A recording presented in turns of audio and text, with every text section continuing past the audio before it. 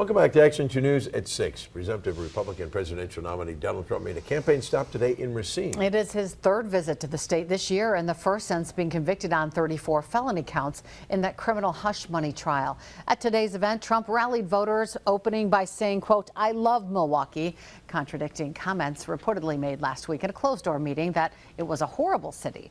Trump making several points on foreign relations too and the economy, but largely on the country's border crisis, saying that President Biden's policies are rewarding illegal immigrants and hurting union workers. You know what else? Who else is hurt badly? Unions, because unions are not able to compete with this. This is a mass entry into our country, and the unions are getting absolutely killed by it. All an illegal alien has to do is sign up for his new program. It's a sham marriage or college degree. Think of this. And they can expect amnesty and taxpayer support. They want to get taxpayer support. We are supporting people that come in illegally.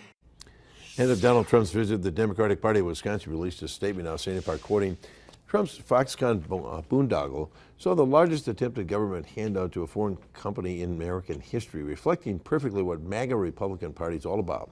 Sweetheart deals for a wealthy special interest at the expense of everyone else. End quote.